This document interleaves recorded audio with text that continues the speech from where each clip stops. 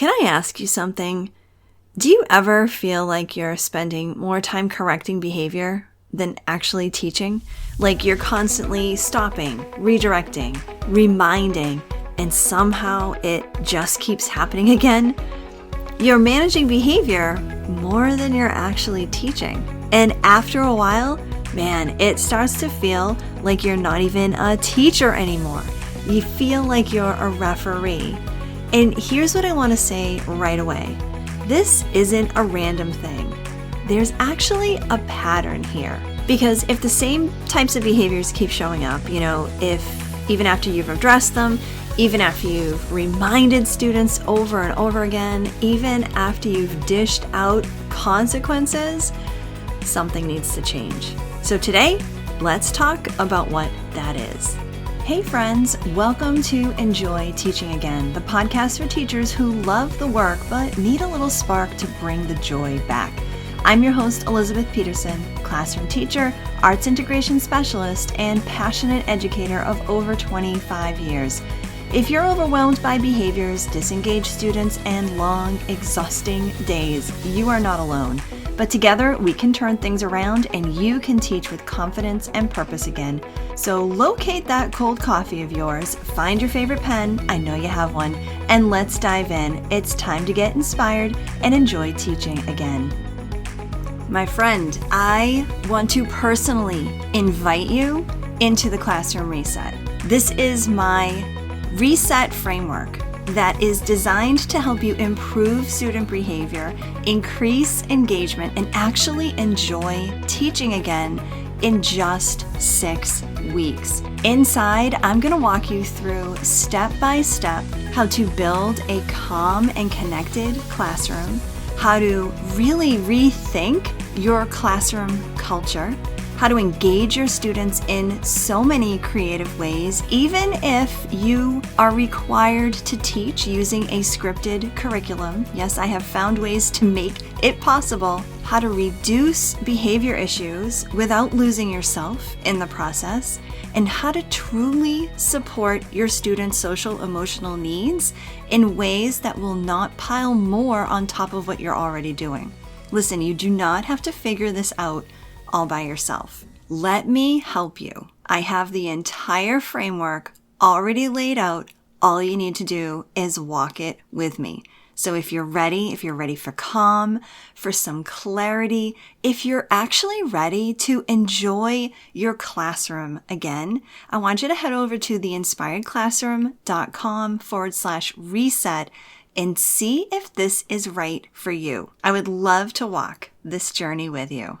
Okay, you've addressed behaviors, you've reminded students of what they need to do, you've handed out consequences, written kids up, and still the behavior keeps showing up. There's a pattern here, right? A pattern that puts you into this referee mode inside of your classroom. And when you're in referee mode, that means you are constantly having to react to situations. So we just keep doing what we know. We correct, we redirect, we remind, and let's face it, we hope that it sticks. But if you're being honest, it's not sticking. So let's talk about why. Because there are really two common mistakes that I see teachers making. And if you're doing these, it's not your fault. The teachers I work with often don't even realize that these are mistakes. But once you start pulling back the curtain, you may just realize that what's happening is a mistake because these will keep you stuck in quote unquote dealing with behavior mode and feeling like a referee. So let's talk about mistake number one, which is when we just focus on the behavior itself. Kids might be talking out, they might be out of their seat, not following directions. And so we do what we know to do, which is we see it, we correct it, we address it, we might even give a consequence. And honestly, why wouldn't we, right? Because that's what we're supposed to do. But then it happens again. And what we need to start realizing is that behavior is most often a symptom of something much deeper. It's kind of like when you have a headache, right? You take something for it and sure, it helps for a little while, but if that headache keeps coming back, at some point you have to stop and ask, okay, what is actually causing this? Because the headache isn't really the problem. It's a signal that something might be off. And behavior in your classroom, it works the same way.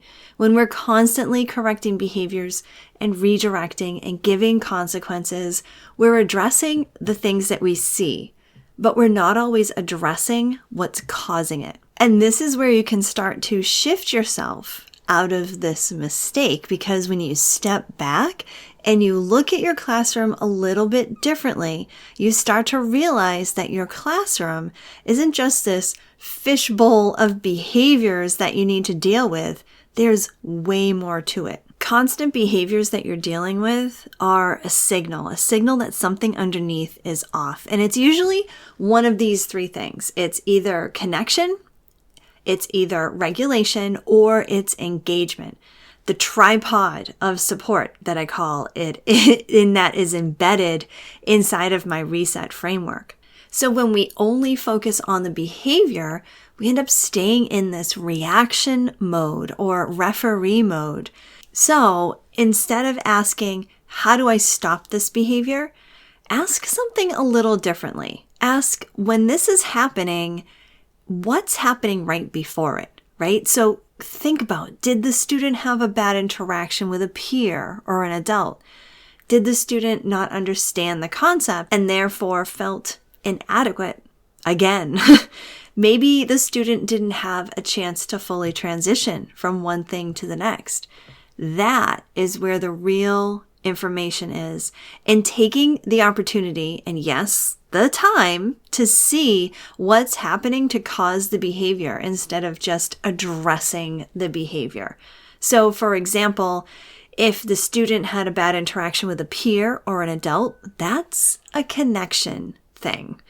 If the student didn't understand the concept and therefore felt a little inadequate, that's an engagement thing. And maybe if the student didn't have a chance to fully transition from one thing to the next, that is a regulation thing. And when you know what that thing is that's maybe causing the behavior, that's when you can hone in and really boost up that leg of the tripod, boost up that support that the student needs, the connection or the engagement or the regulation. Now, the second mistake that keeps us stuck in behavior mode is related to the first one. So when we try to control the behavior, instead of taking the time to influence the environment that we're creating for our students. And this one is really important, because when behavior feels unpredictable, or maybe it feels constant, it makes sense that we try to actually control it. So we look for strategies to help us, right? Behavior systems, maybe classroom management tricks, or, thinking about the natural consequences that will make sense for our students. Maybe we give rewards or prizes to acknowledge good behavior. And we think, if I just find the right one, if I can just find the magic one, this will finally work. And sometimes it does for a while, but then its effectiveness fades and the behaviors return. The problem is that strategies are often used as a way to control what's happening in the moment. And when we're focused on control, we end up reacting all day long. Something happens, we step in. Something else happens, we step in again. And then before we know it, we're just standing there trying to fix everything as it's happening. And then we're back in this referee mode. But behavior is not going to change because we're trying to control it.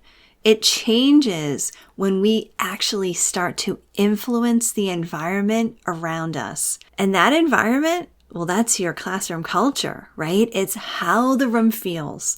It's how students interact.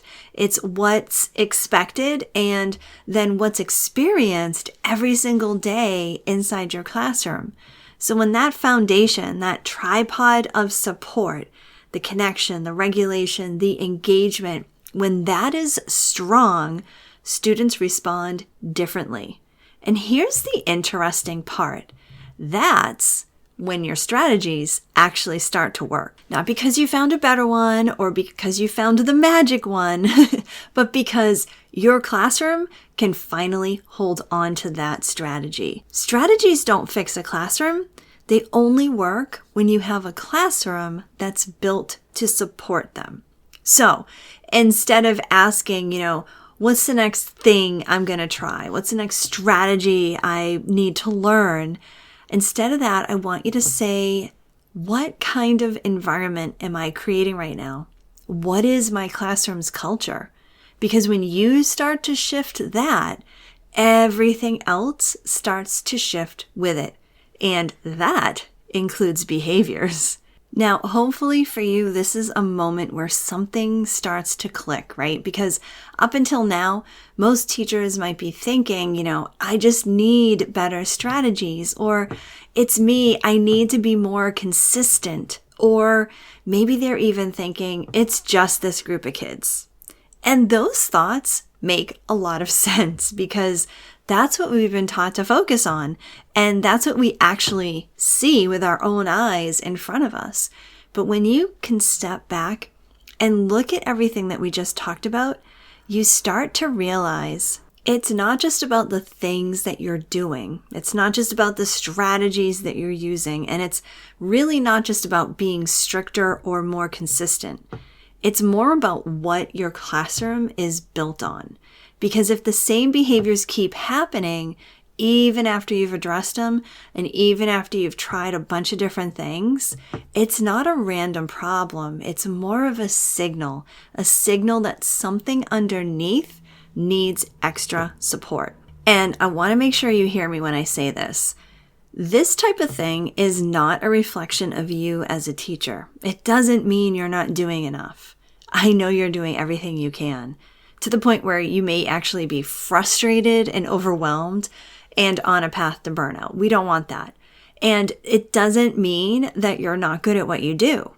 I know for a fact that you are a good teacher. I know you're in this profession for a reason.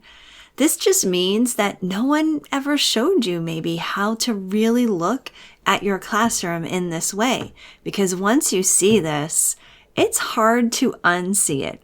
And then you start to notice some patterns and you start to understand why things keep happening.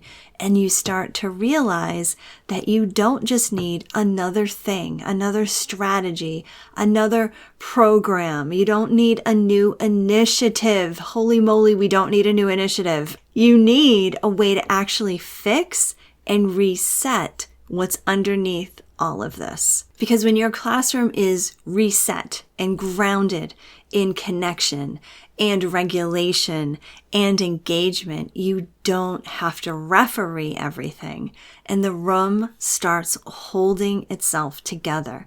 So if you've been feeling stuck in behavior mode, and you feel like you're constantly reacting, I want you to know that there is a way forward, because your classroom can be a place of calm and connection and creativity too. And you can enjoy teaching again. And if you're ready to stop feeling like a referee all day, that's exactly the work that we do inside the Classroom Reset. I'd love for you to take a look and see if it is the right next step for you to step out of behavior mode and into enjoying what you do every day in the classroom. Go ahead and check it out, theinspiredclassroom.com/reset. I hope this episode inspired you, encouraged you, or gave you a fresh idea to try. And if so, I would love for you to take a screenshot and text it to one of your teaching buddies. I'm so grateful that you landed here with me today, and it would mean the world to me if you would leave me a review over on Apple Podcast. Thanks so much for being here, and I'll catch you on the next episode. This is Elizabeth Peterson reminding you to get inspired so you can be inspiring to your students and enjoy teaching again.